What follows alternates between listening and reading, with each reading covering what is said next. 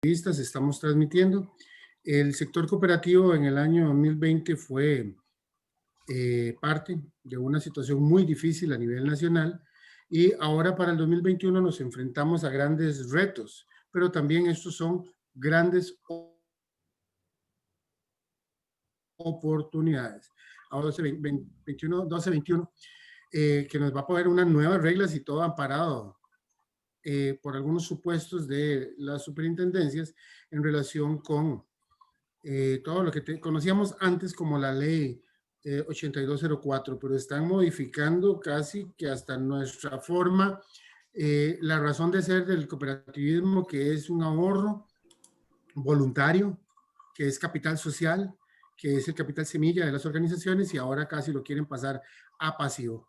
Tienen que tener claro que igual como tenemos recurrido a la superintendencia, a sus normas en relación con los directores independientes y otras acciones que el intendente, la superintendencia nos ha querido imponer como cooperativas y que no somos bancos, los tenemos recurridos en tribunales. Eso mismo vamos a estudiar en relación con que nos pongan el patrimonio nuestro como un pasivo. No, no es de recibo. Se les olvida que no somos bancos y que somos cooperativas.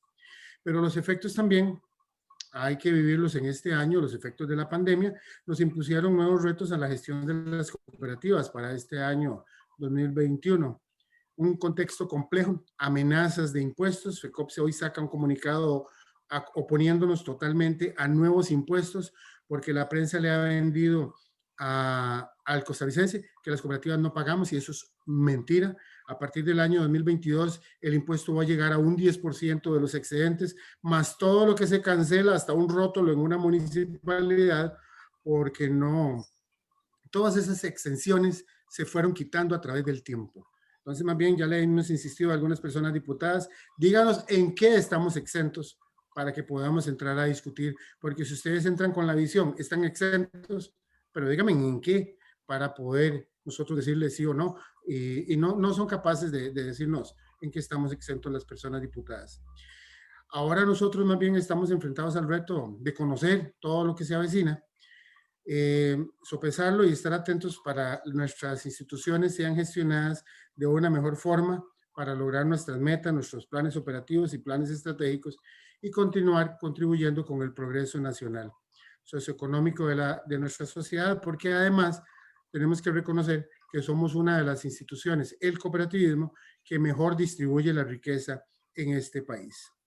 Hoy esperaremos analizar estas perspectivas que espero sean de utilidad para cada uno de nosotros, eh, y reiterarles que estamos para servirles en FECOPSE analizando las temáticas que son atinentes, y además el día de ayer le solicitamos al señor ministro de Hacienda una cita porque hay una ley vigente en relación con la ley de usura que la Tesorería Nacional no ha aplicado. Seguimos sin abdicar en este tema y vamos a seguir presionando y les tendremos informados.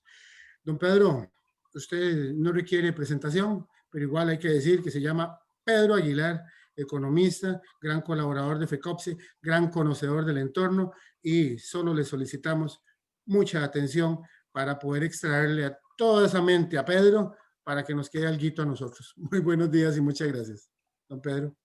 Muy buenos días, don Carlos, Adilson, Rances, todo el equipo de FECOPSE. Muy buenos días a toda la gente que está en la sesión de Zoom y a toda la gente que nos está viendo o que nos verá eventualmente a través de la transmisión que queda en la página de FECOPSE. Pues bien, no sé si todavía vale decir, pero feliz año, ¿verdad? A los que algunos los he visto, los que están por ahí, a otros no. Y precisamente es un muy buen momento para entender y posicionar la dinámica a la cual se están enfrentando las cooperativas en este entorno 2021. Que el hecho de que pues ya quizás visualicemos que ha pasado la peor etapa desde el punto de vista de confinamiento, las secuelas de lo que pasamos en 2020 pues se siguen dando en 2021. Esta presentación tiene el objetivo de conversar, describir riesgos, pero también oportunidades. Porque siempre que hablamos de riesgos hay que tener las dos perspectivas. En lo que nos tenemos que cuidar, en lo que hay que ponerle atención, que de hecho don Carlos se me adelantó como 3 temas, pero también en oportunidades. porque las cooperativas se tienen que seguir redimensionando, tienen que seguir haciendo cosas nuevas. Entonces, y hay también alternativas. Como ustedes, la gran mayoría, pues este es un ciclo, ¿verdad? De charlas. Esta es la segunda charla que tenemos. Ya en la primera charla con don Melisandro, vieron todo el tema a profundidad de datos y demás. Yo pues no voy a entrar a esa parte, me voy a apoyar en algunas cosas simplemente como para posicionar desde la perspectiva de las expectativas a qué nos podríamos estar enfrentando. Entonces voy a avanzar con la presentación. Voy a estar pendiente también de los que están en la sesión de Zoom, los que quieren poner algún comentario, tiendo también a estarlos viendo en el momento para poder ir evacuando las dudas del caso. O si no, igual al final podemos ver cualquier punto de interés. Muy bien. ¿Qué nos dejó el 2020? ¿Verdad? Que mucho de esto fue el grueso de la presentación que vieron la sesión la semana pasada. De entrada, todos los temas de pandemia causaron una desaceleración importantísima en la mayoría de economías del mundo.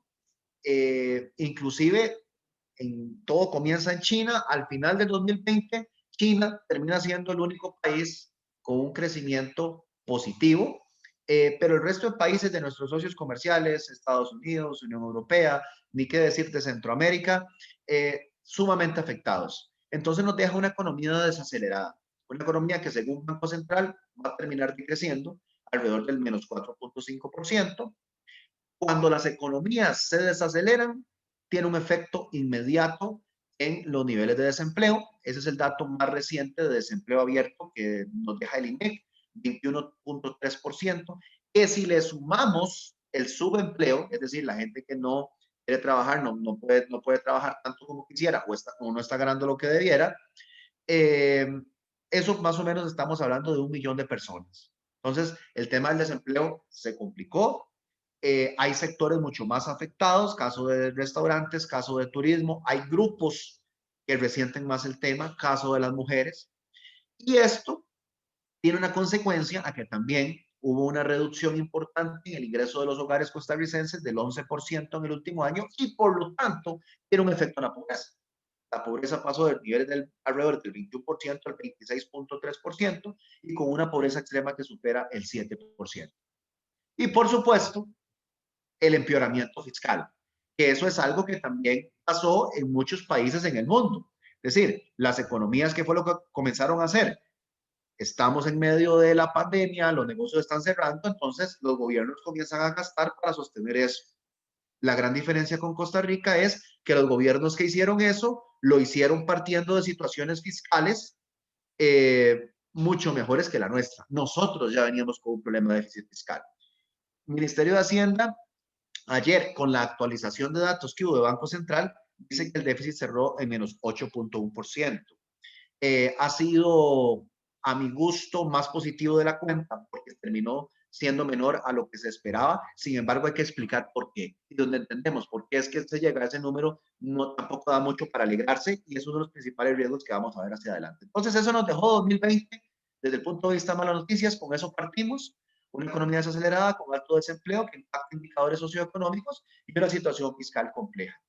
¿Qué de eso? De todo eso, tienen otros países del mundo, la mayoría lo tienen, ¿verdad? Tal vez no a estos niveles. El problema es que nosotros partimos con un problema fiscal adicional. Eso como la parte, digamos, más negativa. Pero en el caso, pero no todo es malo, ¿verdad? Siempre también es importante tener la otra perspectiva. Y aquí hay condiciones importantes en Costa Rica que se están dando y que tenemos que visualizar, sobre todo que tienen que ver con una gran parte del donde está el sector cooperativo, por ejemplo, en la parte regulada, en la parte financiera. Costa Rica tiene 25, 30 años de estar trabajando por fortalecer su sistema financiero con normativas, con sistemas, capacitando a la gente, y eso ha sido sumamente importante. Es decir, la crisis no ha tocado el sistema financiero. Y eso vamos a ver que en la proyección de riesgos que tenemos nos da una mayor confianza para que ciertas variables clave como inflación, tasa de interés, tipo de cambio, puedan de alguna manera tener ciertos niveles estables, ¿verdad? Que nos permiten tomar decisiones. Ha habido mucha liquidez, eso es muy importante. Lo peor que nos puede pasar es que no haya liquidez. Si no hay liquidez, se desbordan una serie de riesgos adicionales, pero hay una amplia liquidez. Ahora, quizás no por las razones más deseables. En parte hay liquidez porque no hay demanda de crédito, ¿verdad? No hay demanda de crédito. Entonces, si no hay demanda de crédito, tenemos liquidez.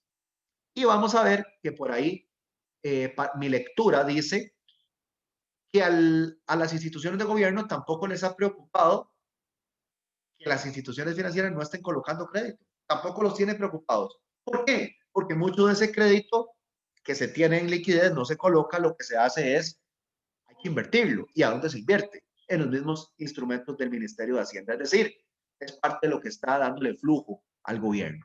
¿Okay? Creo que el Banco Central está asumiendo un rol cada vez más importante para promover políticas en pro de la reactivación. Eso también es importante. Un Banco Central menos indiferente también a lo que le pasa a la economía. Y otro punto importante es que eso le permitió al Banco Central también amortiguar impactos cambiarios. A costas, sí, de una disminución de las reservas monetarias internacionales, pero para eso son las reservas monetarias internacionales. Al final, la devaluación fue alrededor del 7.2%. Pero entonces eso le dio de alguna manera confianza a los agentes económicos de que las variables macro más o menos podían sostenerse, hablando de tasas de interés, tipo cambio. ¿Okay? Entonces, que no todo negativo, no todo negativo, específicamente también en los sectores que nosotros estamos. Ahora sí, este modelo se los quisiera recomendar para que le saquen bastante el jugo. Yo sé que ustedes en las instituciones donde pertenecen están acostumbrados a ver el FODA, ¿verdad? Entonces usted ve fortalezas, oportunidades, debilidades, amenazas, y alguna gente ya no lo usa, pero sigue siendo muy útil para otras personas. ¿Qué es lo que pasa? Usted puede tomar un FODA cuando está en una condición normal, y este no es el caso. A mí me gusta mucho y se está viendo ahora muchísimo cuando uno está en un entorno UCA, así se llama, un entorno UCA, que en el español se interpreta como ICA, cuando se juntan cuatro condiciones. La V de volátil, todo varía muy rápido. La I de incierto, no sabemos lo que va a pasar. La C de complejo, es algo difícil de abordar. Y la A de ambiguo, tampoco hay claridad. Entonces, vean qué interesante estos cuadrantes, ¿verdad? Por ejemplo, aquí tenemos en el cuadrante verde la parte compleja, la azul la volátil, la morada la ambiguo y pues este es como un amarillo, ¿verdad? De incierto. Entonces, es importante, vean lo que dicen las flechas de los ejes, que también se puede predecir el resultado de las acciones que tomamos hoy. Y en el eje X, ¿cuánto sabemos de la situación? ¿Eso para qué? Para que ojalá cada objetivo estratégico que ustedes tienen en sus planes estratégicos, que están asociados a indicadores clave, a indicadores medulares, a indicadores centrales, ojalá lo puedan ustedes posicionar en alguno de esos cuadrantes para tratar de encontrar cuál podría ser, en medio de las condiciones que estamos, la mejor estrategia para gestionar. Entonces, ubicarnos en un entorno UCA es importante porque tomar decisiones en estas condiciones tiene retos que se las traen. Ahora sí, dado eso, ¿qué está pasando en el entorno global? Y voy a hacer una lectura de hechos que al final nos va a hacer aterrizar una matriz de riesgos, un perfil de riesgos. Y después vamos a ver las oportunidades. Esto es de los principales organizaciones, estudios. Una de las grandes conclusiones es que, bueno, ya aparecieron las vacunas. El tema es cuál será la velocidad en el proceso de vacunación que se dará en los diferentes países. Ya el Banco Mundial lo expresó, que dependerá de la capacidad logística para la distribución, la aplicación de las dosis de vacunas, de ahí va a depender la recuperación económica. Y aquí en América Latina tenemos un reto. También han dicho en América Latina es donde se ven los principales problemas para lograr con éxito esto. Y aquí yo creo que Costa Rica tiene una oportunidad que a la vez representa un riesgo. La oportunidad es que el país sí tiene una infraestructura relativamente coordinada a nivel institucional para poder llevar a cabo con éxito un proceso de vacunación masiva. Uno pensaría también en otras alternativas como que las vacunas también se puedan conseguir en farmacias, ¿verdad? Para la gente que no necesariamente está en los grupos, en los primeros grupos de vacunación y poder acelerar el proceso. Costa Rica fue uno de los primeros países en recibirlas, pero recibirlas es una parte importante, pero no es suficiente.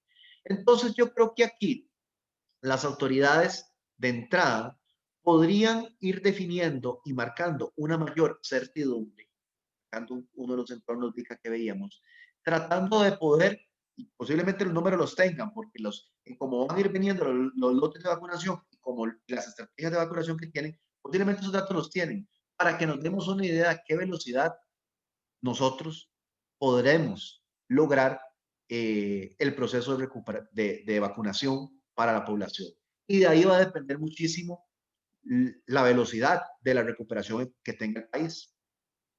Ligado a esto, entonces estamos hablando, entonces vean que la vacunación, la velocidad de vacunación es una condición para el resto del entorno económico.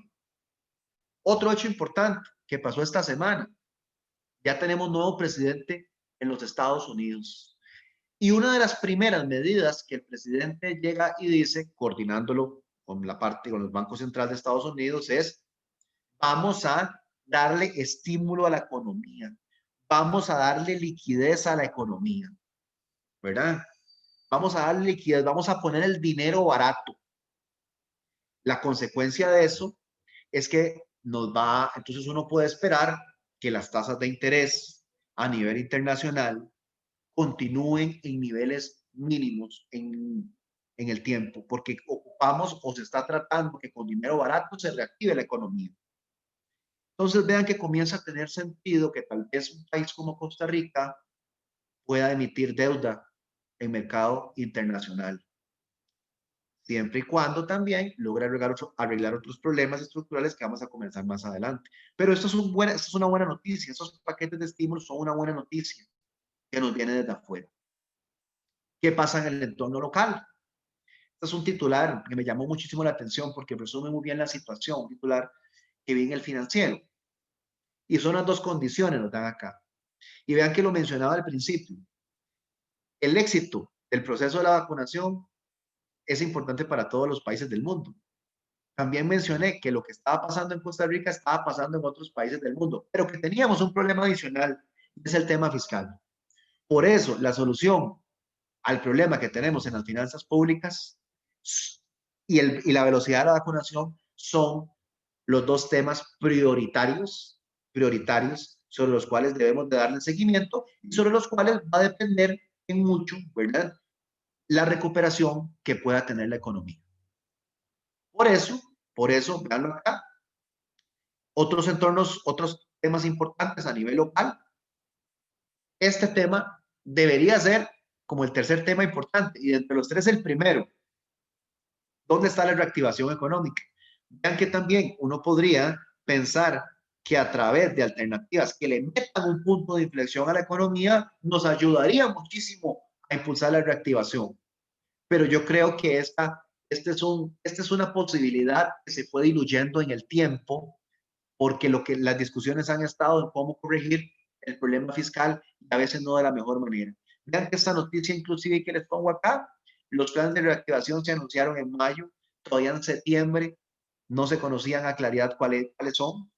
Y entonces, desde el punto de vista de política pública, pareciera ser que la reactivación va a ir más por un tema de expectativas que por un tema de políticas reales de lo que estamos viendo de parte del gobierno.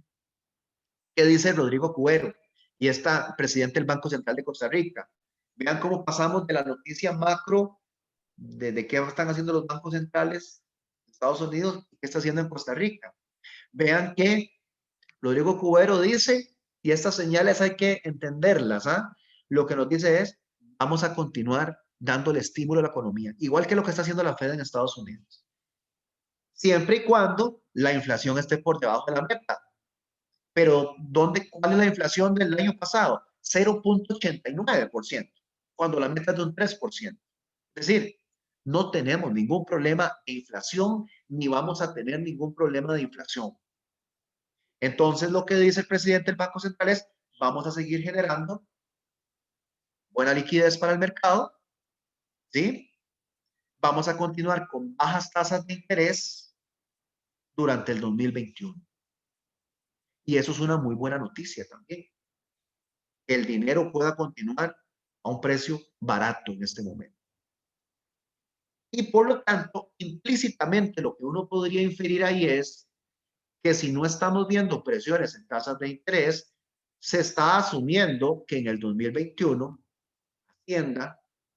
Hacienda le va, al Ministerio de Hacienda le va a alcanzar para cumplir con sus obligaciones del tema fiscal. No estoy diciendo que arregle el problema fiscal, pero sí que va a tener flujo para no presionar el mercado vía tasas de interés.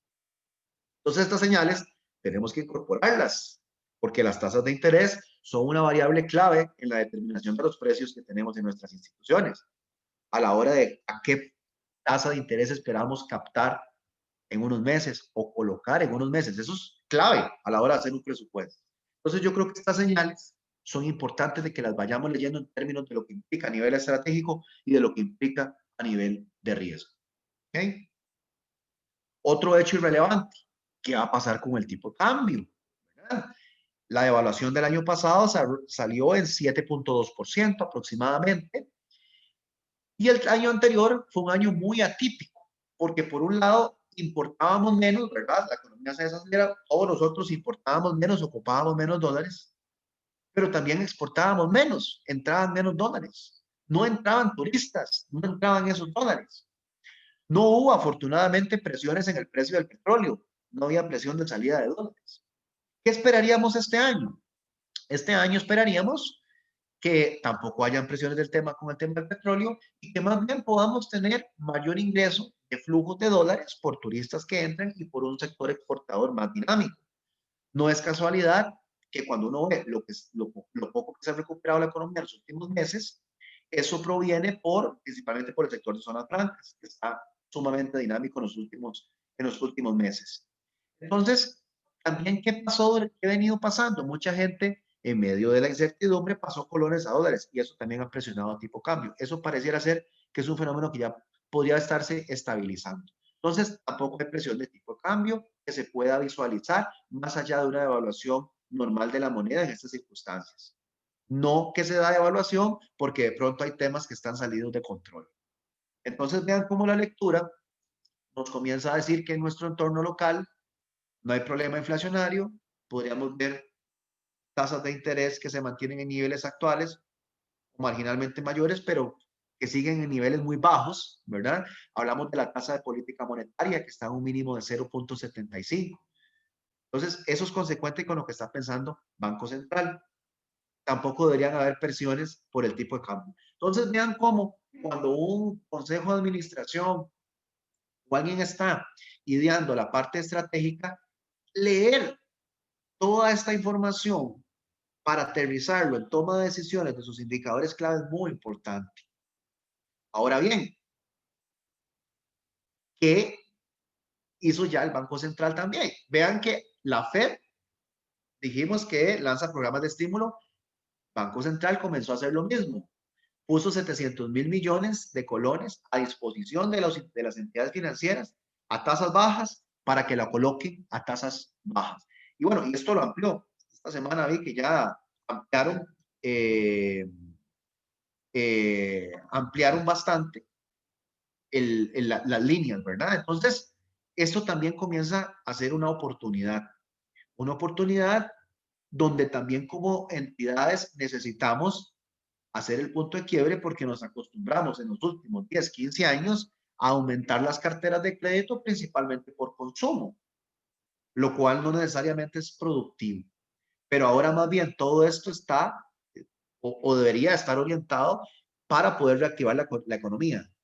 Y ahora vamos a ver que las cooperativas ahí también tienen retos importantes. Entonces, bueno, un banco central comprometido con esas alternativas, eso también es importante. Ahora sí, ¿dónde es que le entra a uno el sinsabor? ¿Verdad? Que cuando Banco Central hace todo esto y durante el 2020, cuando le dicen a las entidades, vaya y readecue deudas de sus clientes, vaya y hace prórrogas a sus clientes. Claro, las entidades financieras lo comenzaron a hacer porque les dijeron, cuando lo vaya a hacer, mantenga las condiciones que tenían sus asociados antes de la pandemia. Entonces, claro, usted se anima a dar los créditos, a asumir esos riesgos. Pero, ¿qué pasa en diciembre? En diciembre la superintendencia nos sorprende y nos dice que a partir del 1 de diciembre había que reflejar las verdaderas condiciones de los deudores para reflejar los verdaderos riesgos. A los que nos gustan los riesgos sabemos que eso es lo más prudente y lógico, pero también es prudente y lógico evaluar el riesgo bajo una condición atípica de estas en función a si nuestros clientes, sean personas físicas o empresas, van a ser sostenibles en el largo plazo para poderles ayudar hoy. Cosa que para mí la regulación no necesariamente ha estado preparada. Por eso, esto como que entra a ponerle una zancadilla a lo que intentamos hacer con esto. Intentamos dar reactivación a través del crédito. Excelente esta iniciativa. Pero parece que 4, 5, 6 meses después de que elegimos a las entidades unas condiciones, cambiar las reglas de juego, en este momento tal vez no era lo deseable. Lo que no sabemos tal vez es si algunas entidades no estaban haciendo los ejercicios estos como deberían de ser y más bien se estaban aprovechando las circunstancias. Si es así, la regulación no lo dijo, ¿verdad? Un punto importante es que se permitieron liberar estimaciones contracíclicas, que eso le da músculo a las entidades financieras para que enfrenten todas estas situaciones adversas. Entonces vamos a ver qué nos puede traer en los próximos semanas la regulación. Creo que tenemos, y esa es una opinión muy personal, una persona que conoce muy bien el sector financiero, en este caso como reguladora, pero es importante y me sorprende a mí, lo cual son los principales riesgos que también identificamos.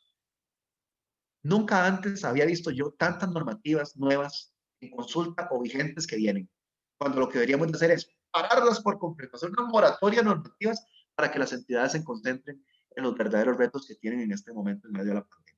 Entonces, le da a uno como un sinsabor de, bueno, queremos reactivar, pero a la vez las entidades financieras acá pueden encontrar algunas piedras en el camino. Ahora bien, seguimos con coyuntura nacional. Vean que este titular es de septiembre del año pasado, antes de los bloqueos, ¿verdad? Lamentablemente, no podemos desligar la visión económica de lo que está pasando en términos políticos. Mucho del problema fiscal es un problema económico, de ingresos contra gastos, eso lo soluciona cualquiera. Pero cuando se meten los temas políticos, el asunto se hace complejo. Vean que el gobierno fue el 11 de enero, comenzó negociaciones con el Fondo Monetario Internacional y el día antes nadie sabía lo que iba a ir a negociar.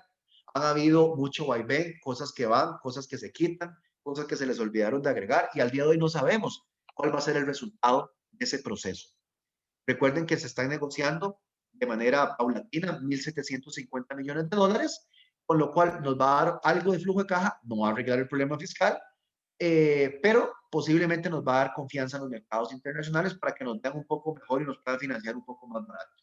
La gran pregunta está en si en estos acuerdos se van a tomar las medidas estructurales para solucionar el problema fiscal.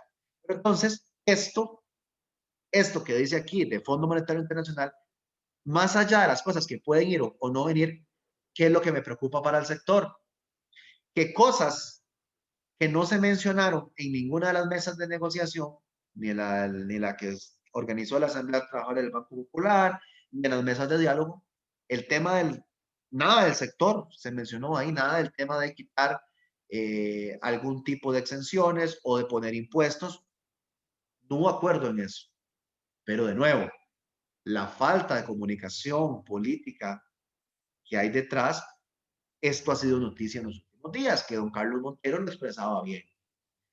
Vuelven a estar las cooperativas en el centro como posibilidad, ¿sí?, en temas fiscales, sea más impuestos, sea que quitamos exenciones, sea que tratamos de tener injerencia en el INCOCOP, ¿verdad? Descentralizar eso distinto. Entonces vean cómo tema FMI hay que darle seguimiento importante porque podrían estarse dando temas que impactan directamente al sector. Más allá de si son viables o no son viables, eso es otra discusión, pero es algo que hoy por hoy tenemos que tener incorporado en el panorama que tenemos de los riesgos. ¿Ok?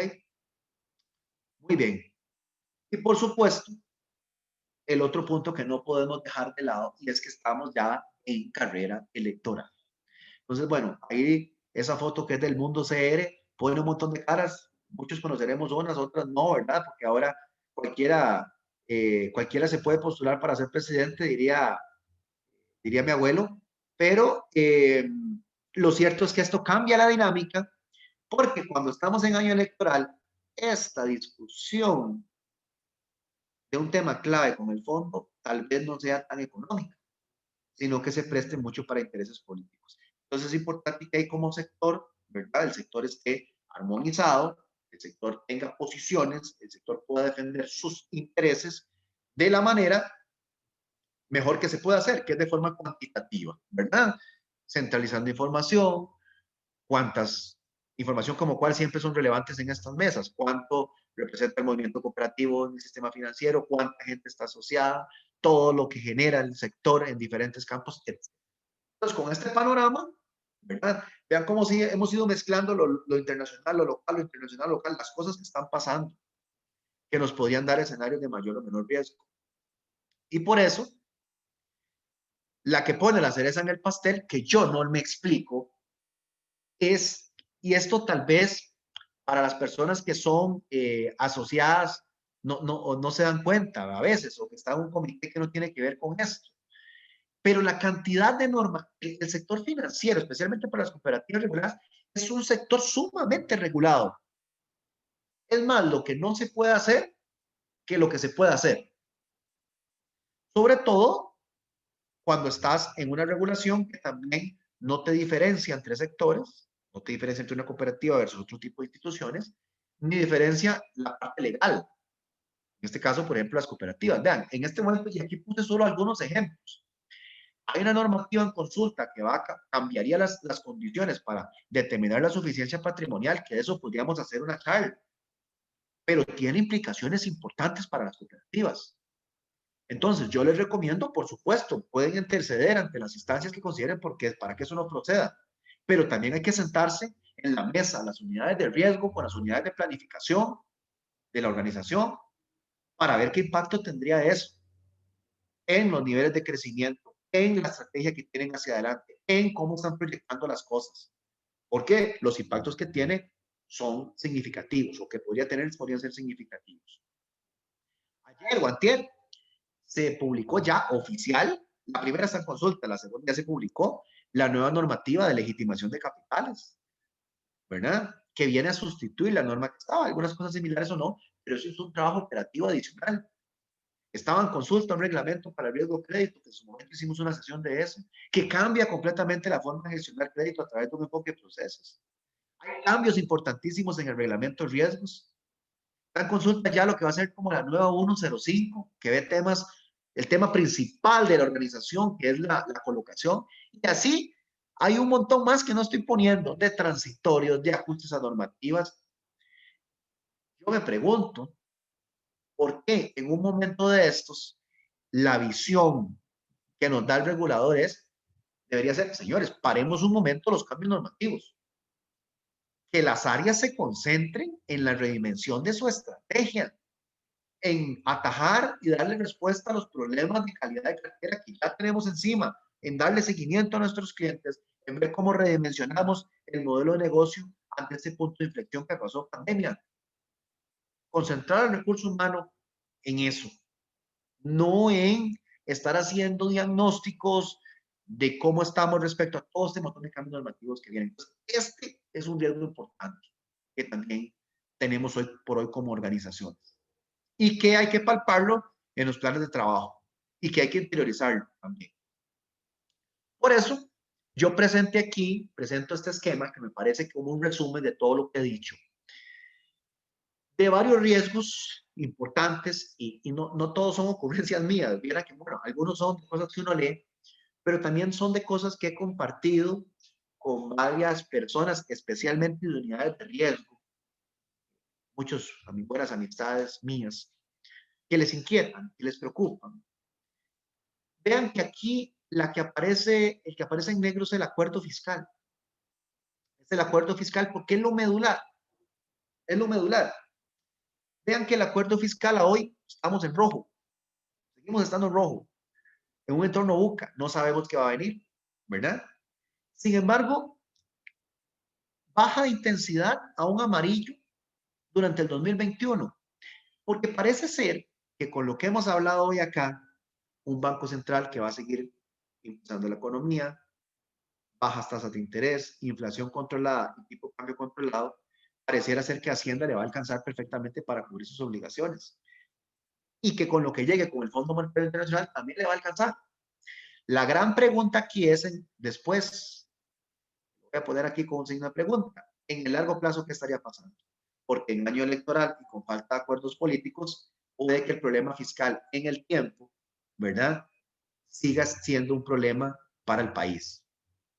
Eso sí, con esa visión, vean cómo el riesgo, el bajo crecimiento económico, hoy estamos en desaceleración y estamos previendo que eso es algo que va a continuar. Banco Central puede decir que el país el próximo año, este año, va a crecer al 2, al 2.5. Eso es insuficiente. Y eso es muy fácil de verlo, porque si este año caímos tanto, crecer, el año pasado caímos tanto, crecer este año, en números es muy fácil verlo. Pero ¿por qué considero yo que eso va a continuar en rojo en el 2021? Porque cuando uno revisa los estudios, por ejemplo, de la OCDE, y la OCDE le dice que en el 2021 el desempleo va a seguir entre el 18 o 20%, y el desempleo va a seguir igual, ¿cuál es la conclusión? Que el crecimiento económico que se esté diciendo es insuficiente para mejorar el nivel de desempleo. Entonces, por eso este bajo crecimiento económico es algo que, con lo que vamos a sostenernos. Lo que tenemos no es ni siquiera una recuperación. Simplemente se comienza a levantar los indicadores de los bajos niveles que quedaron en el 2020. Y posiblemente esto ya en el largo plazo es algo que se modere. La lenta vacunación. Hoy está en amarillo. Todos los países están en mucha incertidumbre. Creo que aquí, sin querer ser pesimista, creo que está haciendo falta la claridad y la proactividad de realmente tener nosotros certeza en números, ¿verdad? Más allá de en números, cómo se va a ir vacunando la población, a qué velocidad, si va a poder darse competencia en farmacias para adquirir más rápido las vacunas, cómo se va a llegar a las zonas periféricas. Creo que esto, a pesar de que fuimos de los primeros países en tenerlas, no va a ser tan rápido como quisiéramos. Y ya después de este año, pues posiblemente ya se va a nivelar. Pero casualmente, este es uno de los factores que al no darse rápido y estar en rojo en el 2021, no permite que este crecimiento económico pues sea un poco más agradable. Vean este otro riesgo que identificamos, los proyectos contra el sector. Eso siempre ha estado, por eso hoy está en amarillo. Creo que el 2021 va a ser un año donde se puede poner eso en rojo. Creo que es necesario para poder evitar que eso se materialice una posición sectorial fuerte, contundente, ¿verdad? Y estamos en el año donde en el año para que eso se pueda dar, que ojalá pues no se dé, pero la situación, vean que se han ido descartando muchos impuestos y más bien contra el sector se han enfilado algunas baterías, por eso es importante tenerlo presente. Vean que aquí ya entramos a algunos riesgos que están en verde. Presión en tasas de interés está en verde y estará en verde este año, como lo hemos hablado. Similar con tipo de cambio, similar con liquidez. Vean que en el largo plazo, tasas de interés y tipo de cambio aparecen en amarillo. Suben su tonalidad de riesgo. ¿Por qué? Porque estamos partiendo de que el acuerdo fiscal no va a tocar los temas estructurales. Vean, aquí acuerdo fiscal que está aquí en amarillo, si después no toca los temas estructurales, va a volver a ponerse rojo. Y si pone rojo, ahí sí nos va a poner en el tiempo algún tipo de presión sobre tasas de interés y tipo de cambio. Que no creo que suceda este año, a pesar de que los acuerdos fiscales tal vez no sean tan contundentes. La ralentización del crédito, algo que nos preocupa. El crédito en colones, que es la mayoría del crédito del sector cooperativo, creció un 0.9, más o menos, o casi que plano durante el 2020. Creo que durante el 2021, con un entorno de desaceleración, de un desempleo que no baja, de incertidumbre con qué va a pasar con la economía, creo que el crédito va a seguir con crecimientos ralos, o poco agresivos, y posiblemente eso se modere después. Y esto es importante, ¿verdad?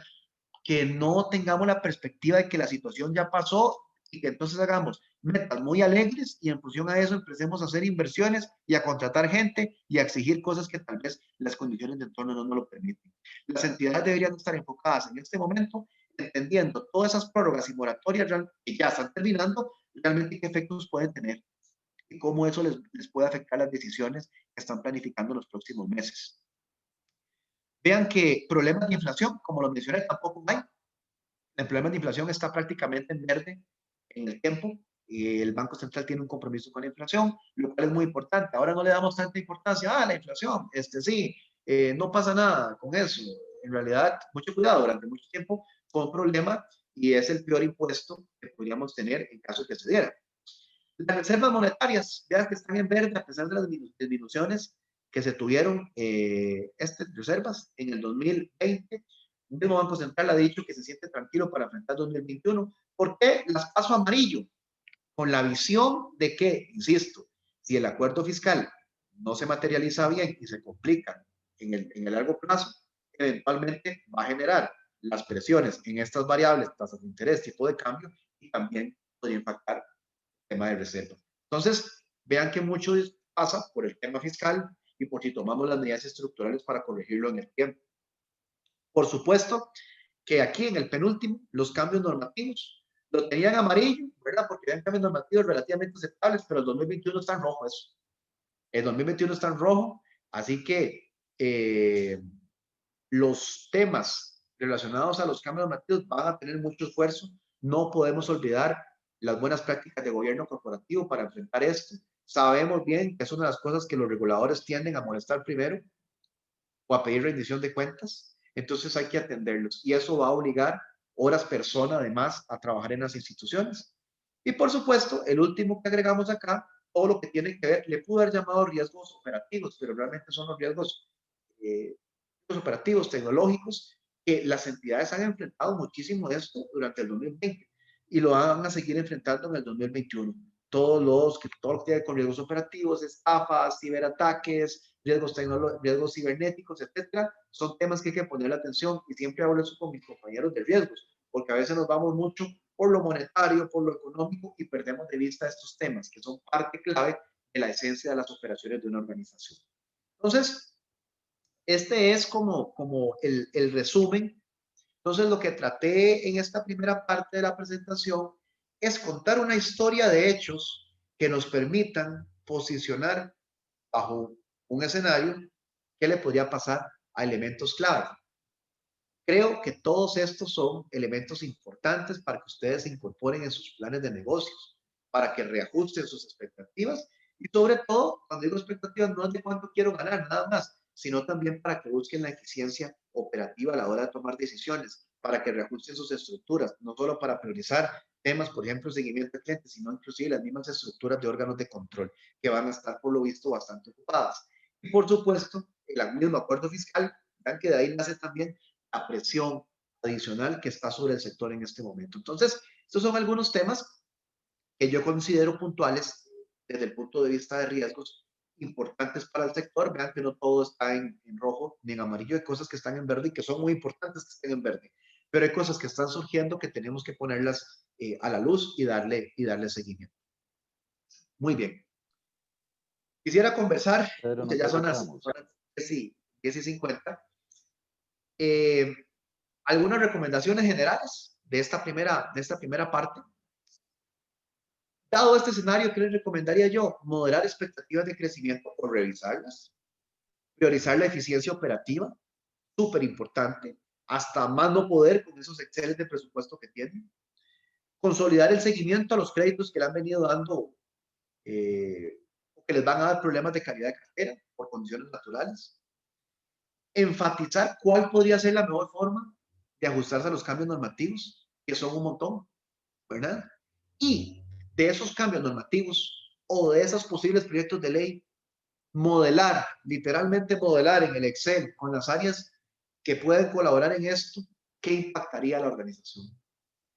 En este momento no es importante solo decir nos oponemos porque nos oponemos, sino Ok, ¿qué nos pasaría? Hay que tenerlo presente ese escenario para que de ahí tengamos mayor información para tomar decisiones.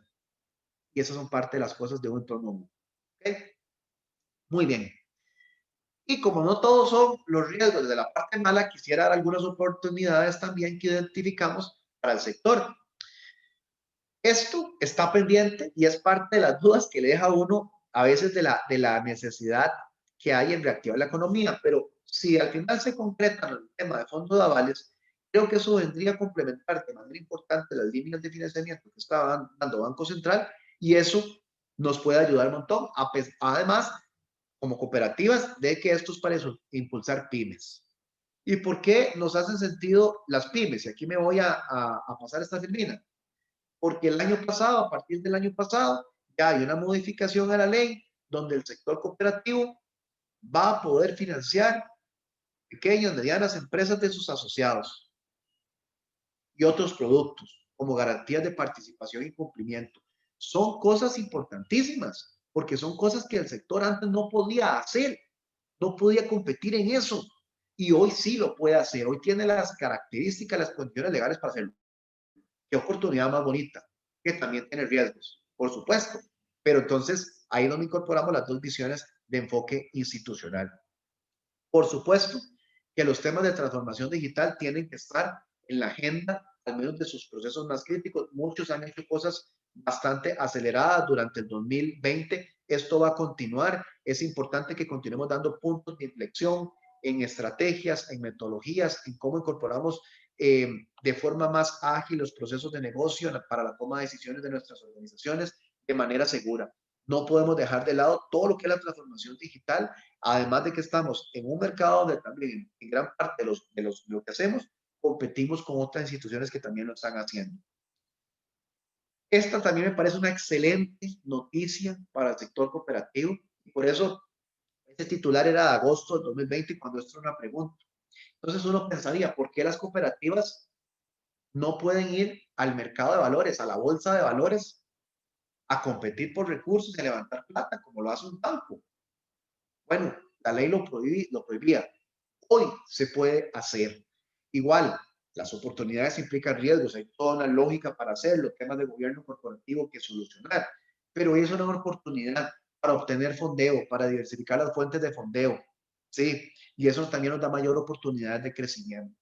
Creo que la Bolsa de Valores viene trabajando de manera importante en esto. Esto es una alternativa que antes no existía en el sector y hoy sí. Bonos verdes para seguir de la mano con esta parte. De igual manera, ya no todo es emitir deuda para financiar X o Y. Ahora hay también alternativas de productos que van muy afines al sector cooperativo, como los bonos verdes. ¿Un bono verde qué es? Financiar deuda, claro, pero para proyectos que tengan para que la cooperativa después con esa plata que obtiene, financie todo lo que tiene que ver una agenda sostenible, inversiones renovables, de eficiencia energética, de gestión responsable, de sostenibilidad ambiental, y eso va sumamente de la mano, no solo con objetivos país, sino con los objetivos que también tienen muchísimas cooperativas.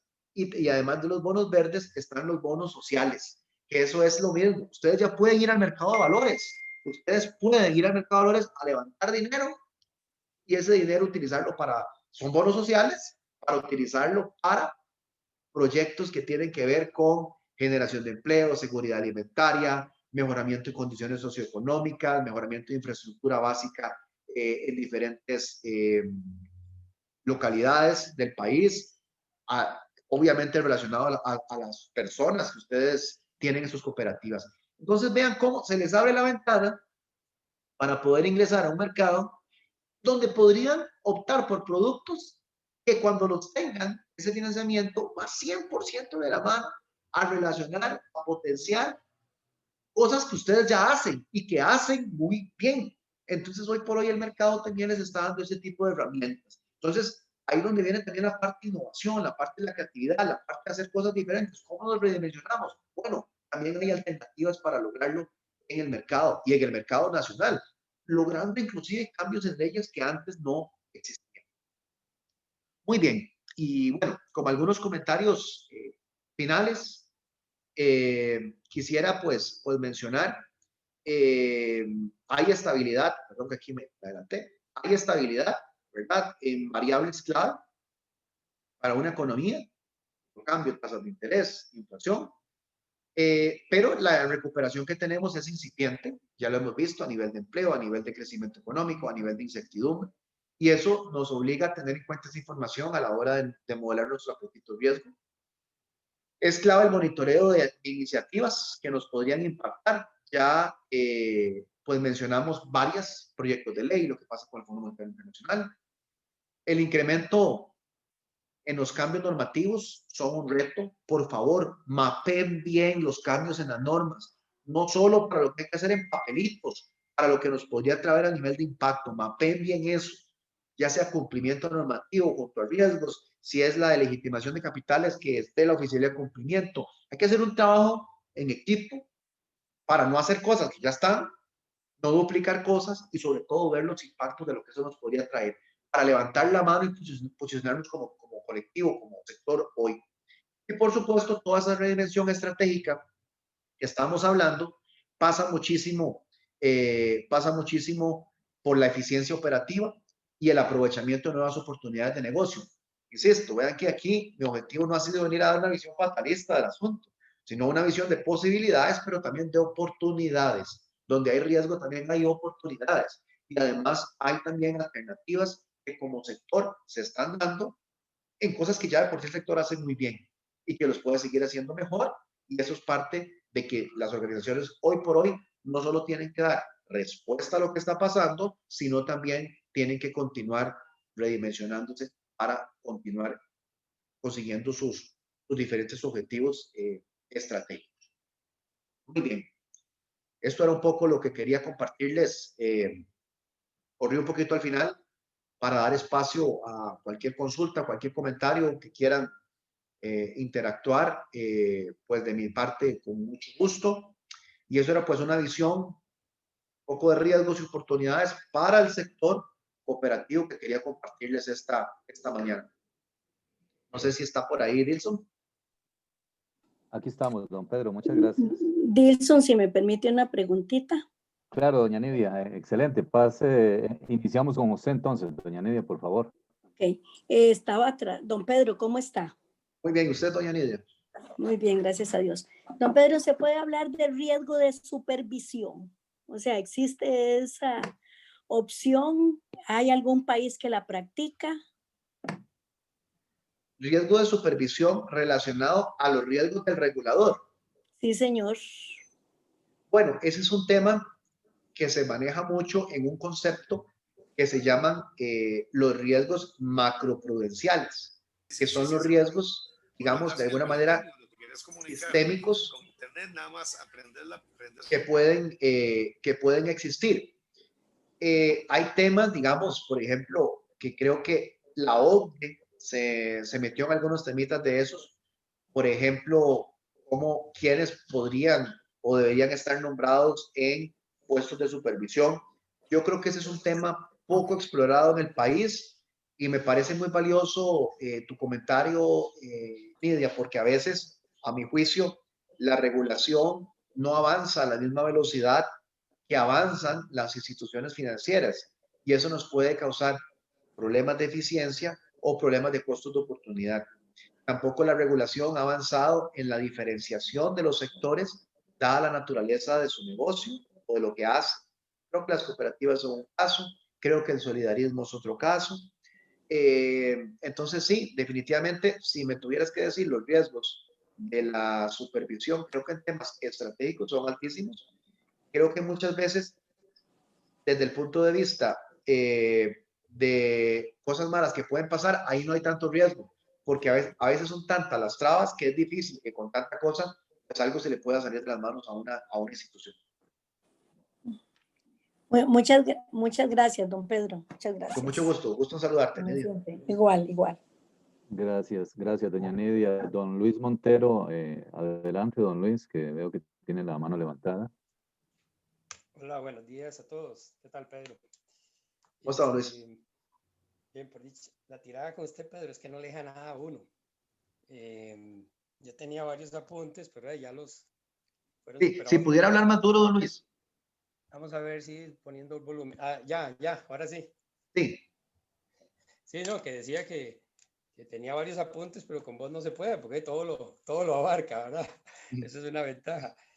No, tenía dudas en cuanto a esa nueva ley que podemos ya nosotros emitir en bolsa, ¿verdad? Y los otros oportunidades de negocios que mencionaste ahora. Dentro de esa historia de hechos que comentaste, me gustó mucho.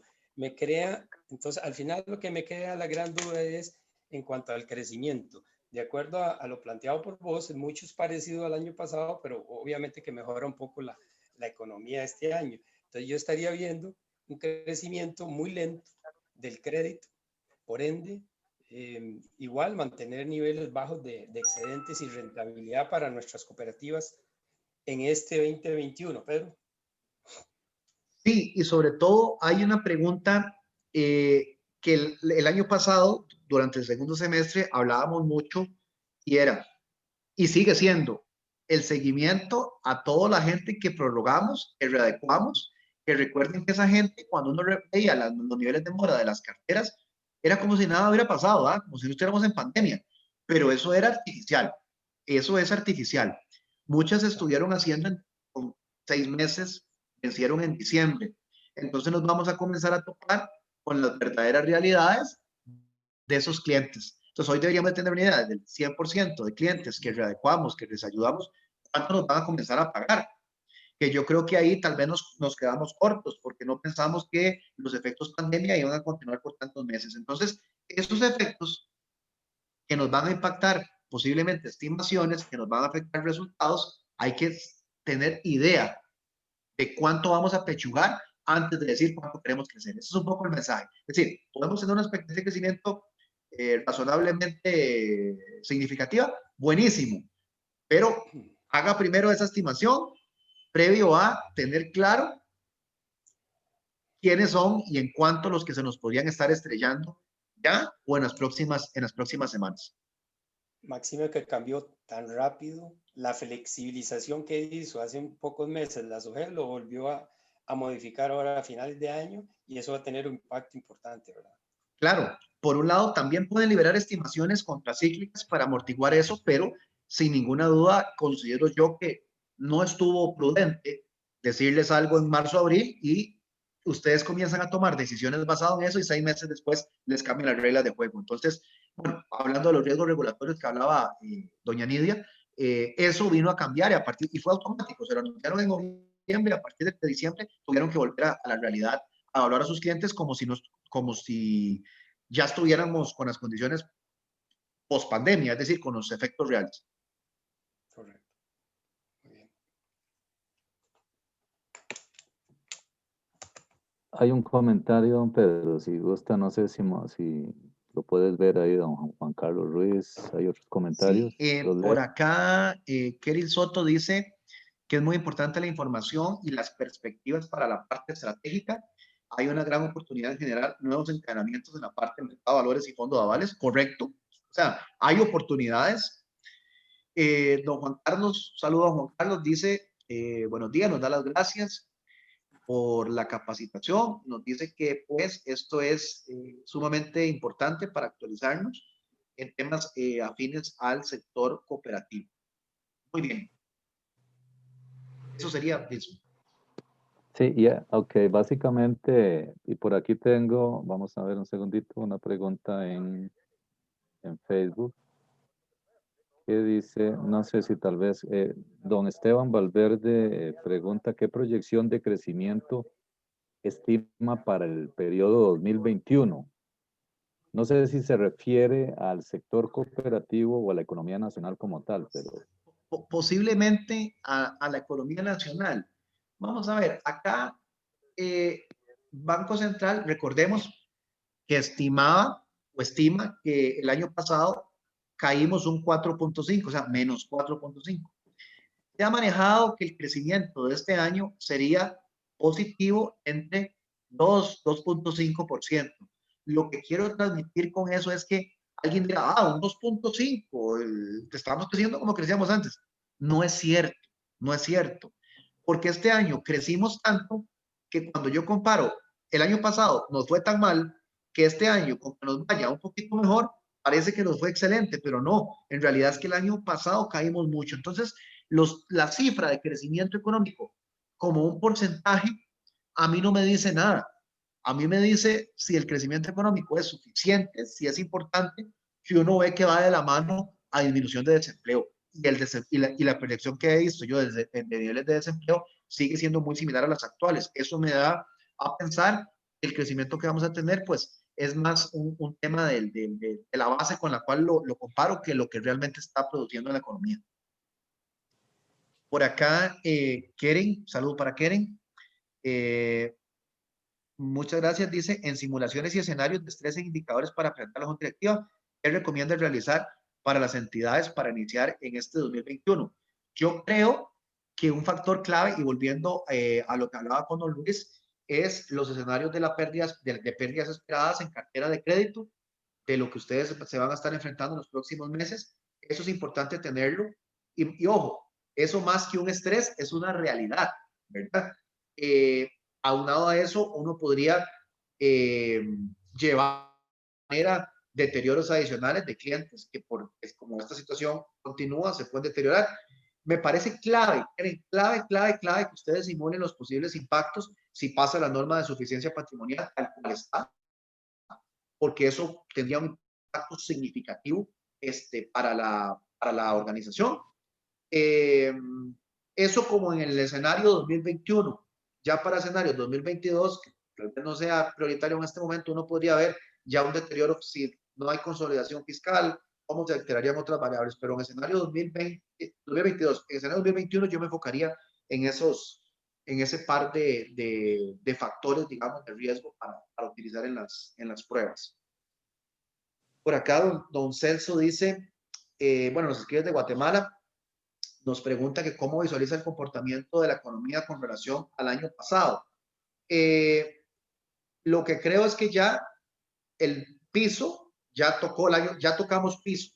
Entonces lo que se está dando ahora es una mejora muy lenta de ese bajón, de ese punto mínimo que llegamos, pero que sigue siendo muy diferente al punto antes de que todo esto pasara. En el caso de Guatemala, tiene una ventaja adicional.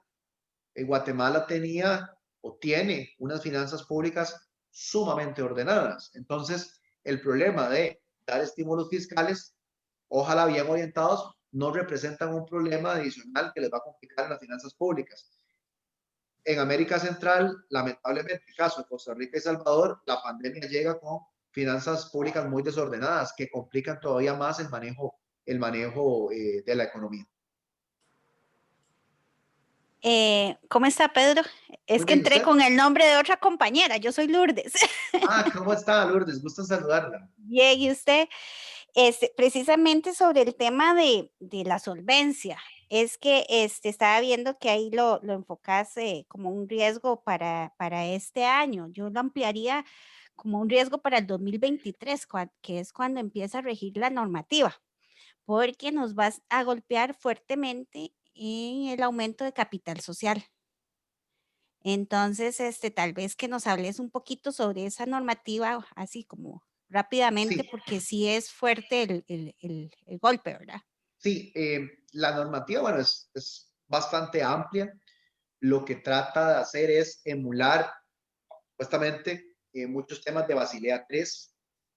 Y aunque tiene varias implicaciones, tal vez, y creo que don Carlos Montero mencionaba al principio de la sesión, el más complicado que podría traer, o uno de los más significativos que podría traer, es que lo que hoy entendemos por capital social de cada asociado, que lo consideramos como capital, de pronto la normativa dice, viera que eso no es capital, porque eso usted se lo puede llevar en cualquier momento. Eso usted lo debería tener como un pasivo. Y ahí cambia bastante. Podría cambiar significativamente lo que creemos que tenemos como capital. Entonces, tal vez yo lo enfoco como algo, digamos, desde este momento, porque creo que toda esa planificación de cuando esto ya venga, ya tenemos que estar preparados. Por eso le decía a Keren, más allá de si pasa o no pasa, a hoy, ¿cómo nos veríamos? ¿Verdad? porque hay que hacer una planificación de capital muy distinta y ganar otras herramientas y cambiar muchísimo a lo que vamos a hacer en los próximos meses si esto eventualmente llegara a darse tal cual está escrito. Entonces, tiene varios otros indicadores de apalancamiento y demás que hay que entrarle, ¿verdad? Pero ese, digamos, me parece un punto medular para el sector cooperativo particularmente. Así es. Sí. Gracias. Un gusto. Hay una Pedro, pregunta. perdón. Sí, hay una pregunta de una pregunta de don José Machado. Dice, gracias. En cuanto a cambios normativos, ¿cuál será la idea de implementar tantos a las cooperativas? ¿Cómo lo percibe, don Pedro? Sí, en realidad los cambios normativos van para todas las entidades, es decir, todas las normativas que están, es decir, igual la banca privada, estatal, todos tienen que ajustarse a eso. El problemita está en que no diferencia cosas que en una cooperativa podrían o deberían ser distintas. Entonces las cooperativas se tienen que adecuar a veces a indicadores que no necesariamente reflejan lo que se hace en la gestión. Pero en cuanto a las normas tal cual, aplican tanto a las cooperativas como a otras instituciones. Y el segundo problema que ya comentamos ahora, creo que hay bastantes cosas en las cuales enfocarse ahorita como para estar pensando en cambios normativos. Ok, listo. Creo que no tenemos más, por lo menos, consultas.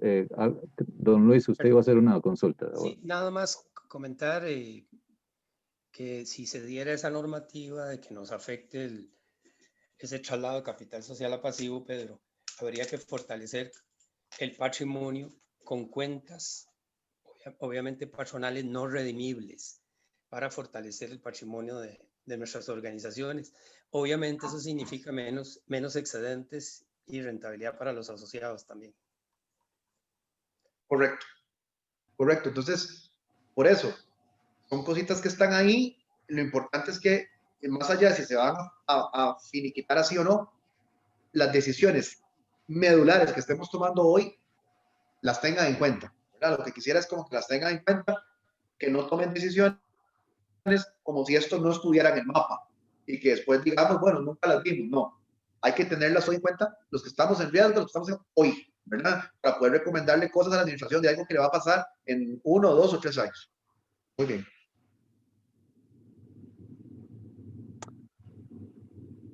Perfecto, muchas gracias. No sé si alguno tiene alguna otra consulta, por favor, es el momento, si no, para ir ya cerrando nuestra presentación con don Pedro del día de hoy.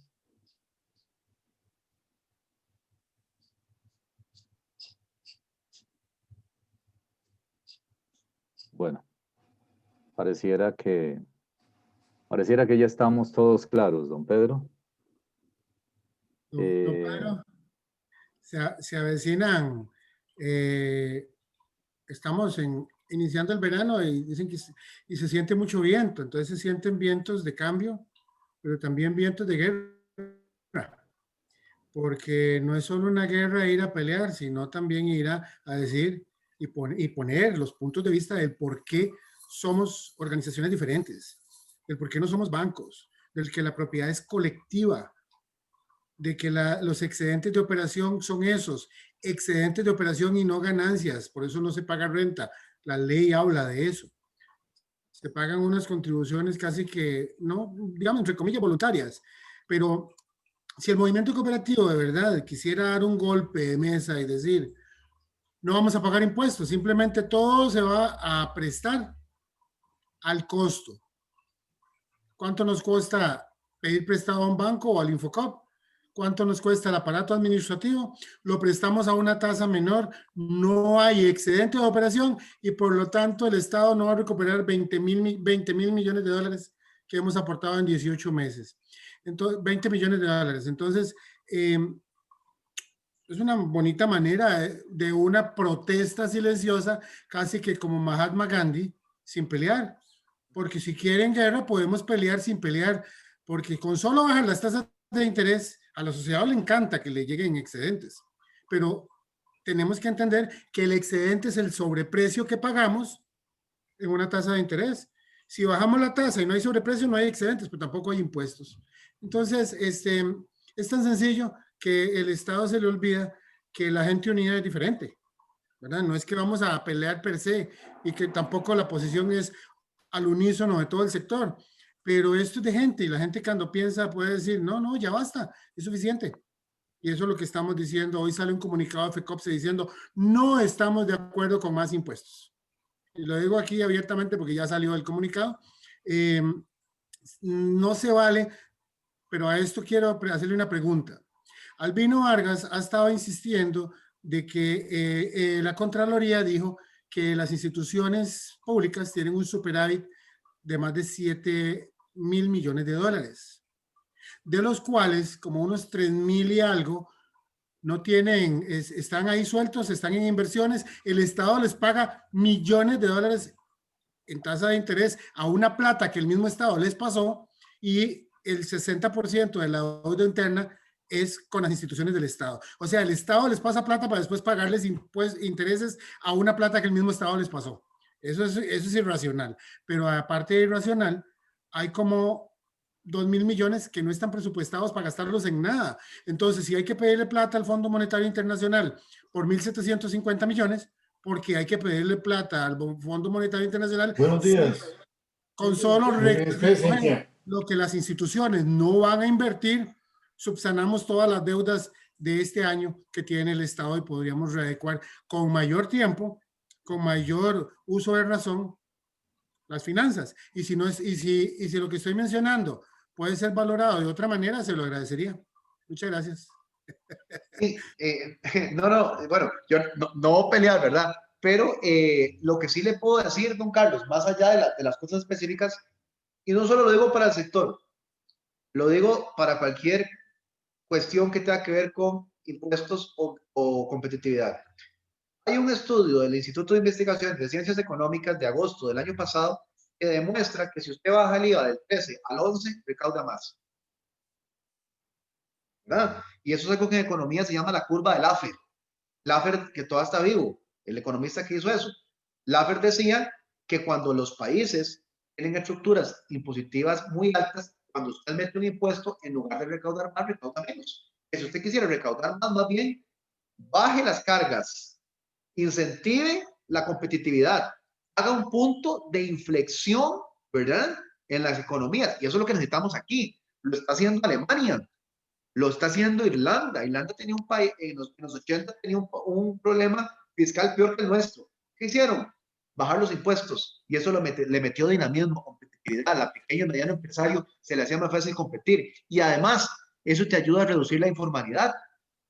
Pero no, cuando usted ve las iniciativas, casi siempre todo es impuestos, impuestos, pensando en el flujo de caja del año, no pensando en la parte estructural. Por eso es precisamente lo que hace más raro el crecimiento económico. Así que no, de entrada, yo creo que la posición, y ya hay bastantes estudios, hay bastantes estrategias, iniciativas, propuestas. ¿Cuánto no se ha dicho? Que no es necesario un colón de impuestos, pero a veces es un costo político entrar a los temas de verdad.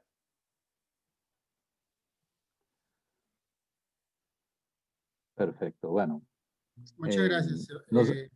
Quedé con la duda siempre si el superávit de las instituciones lo podríamos usar o no. Sí, con un acuerdo de junta directiva en cualquier institución lo pueden hacer, por supuesto. Es más, le doy un ejemplo, y ya para no extendernos más.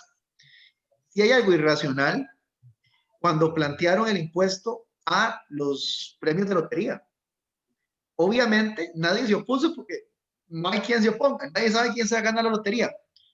Pero yo me pregunto, ¿no hubiera sido más fácil que el Poder Ejecutivo coordine con el presidente ejecutivo de la Junta de Protección Social y por un acuerdo de junta directiva digan, señores, vamos a reducir los márgenes de ganancia de los premios y como vamos a aumentar nuestra ganancia, eso va a la caja única que busca Hacienda para financiar déficit y se acabó el asunto. No tienes que pasarlo por asamblea legislativa, por votaciones, discusiones con diputados. Listo, ¿verdad? Pero a veces es parte también de habilidad política. No, eso es viable. Yo lo viví en la Junta Directiva del INA el año pasado.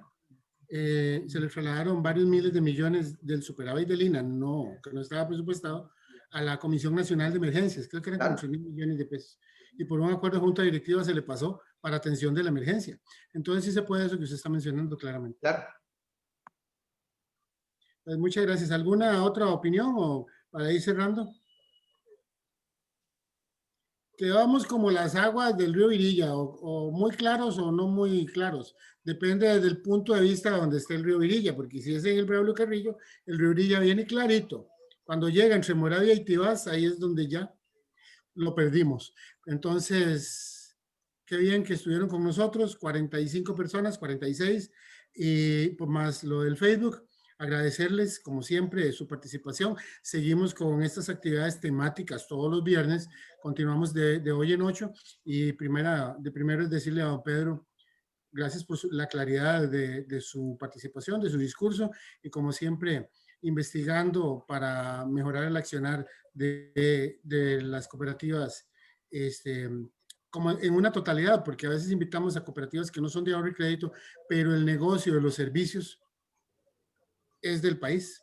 Entonces, por lo tanto, agradecerte nuevamente y a todas y a todos, darles las gracias por estar con nosotros. FECOPSE siempre migrando hacia la federación 100% virtual y adelante. Vienen nuevas expectativas, viene un nuevo curso de gerencia con liderazgo que se va a brindar tipo INCAE, todo virtual y seguimos adelante. Muy amables y buenos días. Muchas gracias. Que tengan buen día. Muchas gracias.